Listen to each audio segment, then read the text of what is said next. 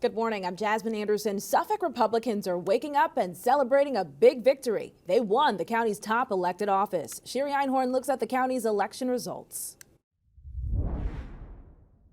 Next, Suffolk County Executive Edward P. Romaine. Brookhaven Supervisor Ed Romaine will be the next Suffolk County Executive. Romaine, who has decades of elective office experience, campaigned on a message of knowing how to get the job done. I'm feeling great.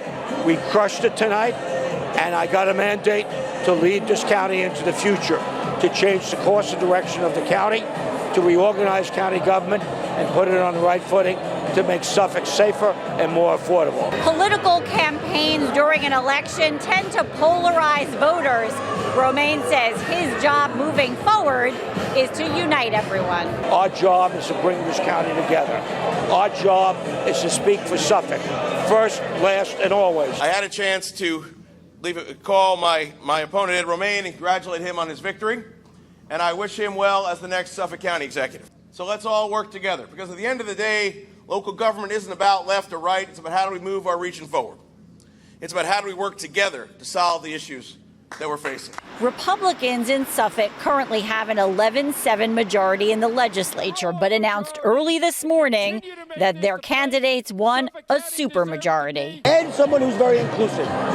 He's someone who's going to bring all the coalitions together, the mosaic of the communities of Suffolk County, and together he will govern and bring this a new dawning of a new era here in Suffolk County. Thank you. Thank you. At Suffolk GOP headquarters in Patchogue, I'm Sherry Einhorn for NewsdayTV. Now, in Ed Romaine's speech, he did mention we sent a message, we painted the county red, but did that happen? In Nassau, Democrats are saying they've managed to prevent Republicans from getting a supermajority in the county legislature. Virginia Huey continues our team coverage. Our team did what it did, I think, is outstanding. Nassau Democratic Chairman Jay Jacobs congratulated the winners in the races for the Nassau legislature, where all 19 seats were up for grabs.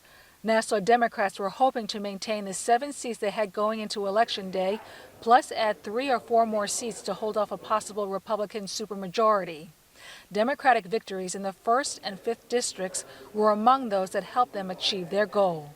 If a supermajority was achieved by them, it would have been very detrimental to all of the districts, because it just wouldn't really, it would really affect checks and balances and keep it so it's not fair, and that's not what our system is about.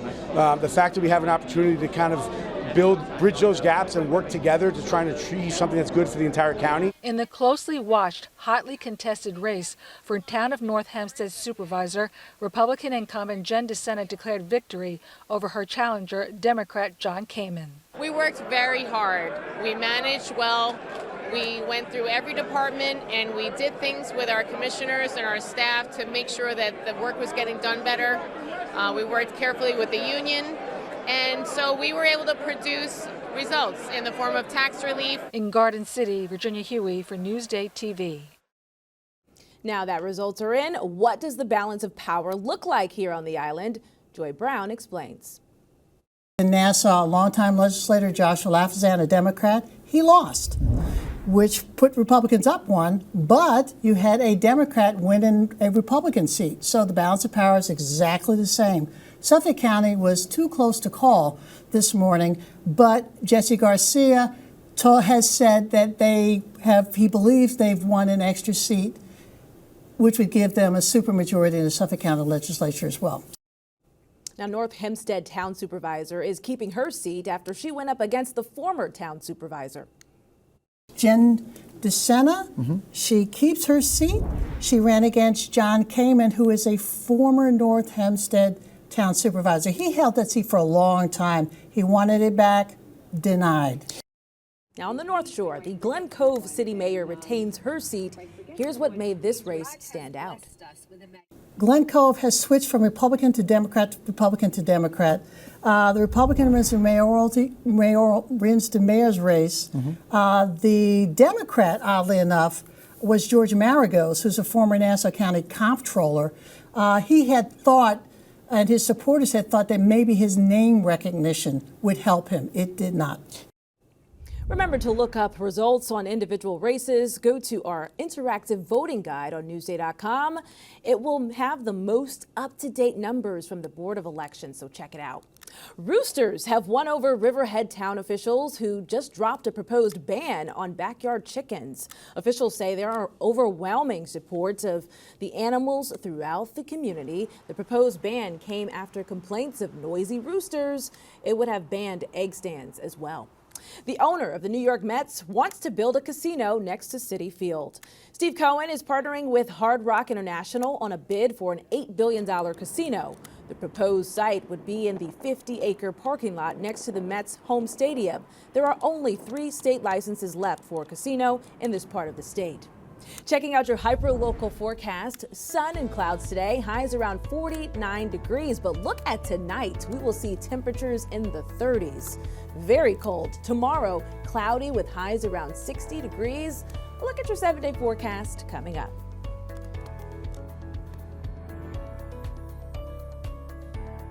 Long Island weather is brought to you by Home Tax Saver, PTRC Incorporated. Manufacturing the future, a shift in focus may be needed to meet demand for skilled workers here on the island. Sherry Einhorn has a story you'll see only in Newsday.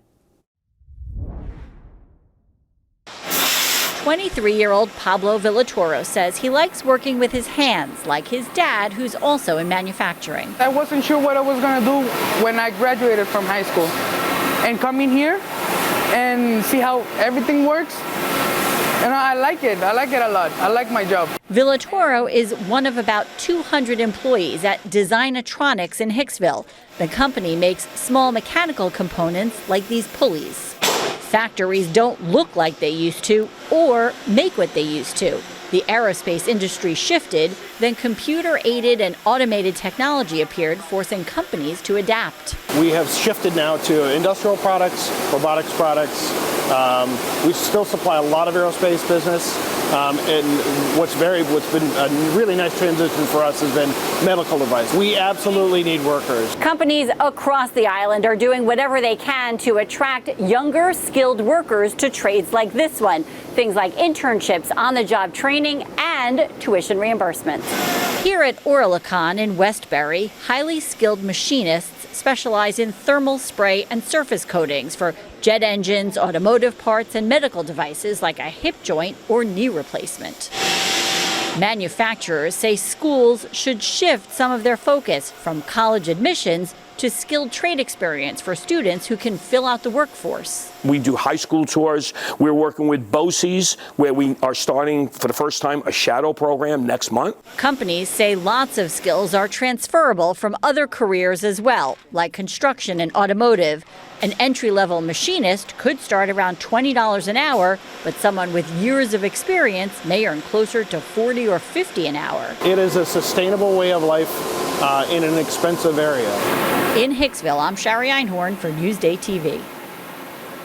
Read more about new manufacturing jobs on Newsday.com. Click Get More below the Newsday TV video box.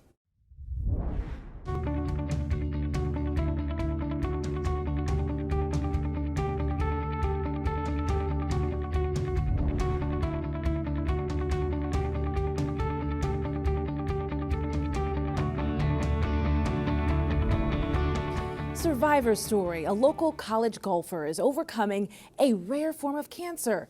Jamie Stewart has a story you'll see only in Newsday.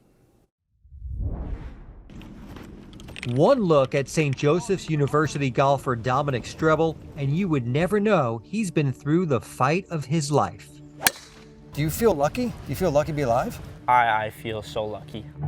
In 2014, at age 11, Dom was diagnosed with a rare form of cancer called Langerhans cell histiocytosis. I had the neurodegenerative kind, which was brain tumors.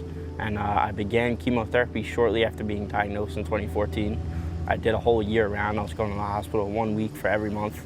And then I would repeat it the next month for 12 months. Dom used to love playing sports like hockey and soccer, but after his cancer diagnosis and nearly 4 years of chemotherapy treatments, he simply couldn't play them anymore. But he still had that competitive desire, and that's where the sport of golf came into play. Beat these guys. Yeah, right? So Dom spoke with St. Joseph's head golf coach, Jeff DeMarco, who welcomed him to the team despite his lack of experience. He had a drive, he had a competitive edge. You could just tell by the way he held himself, the way he, wanted to be on that team, kind of be a part of something. Dom was so motivated to regain some sense of normalcy in his life, he says he would often attend classes while still undergoing chemotherapy.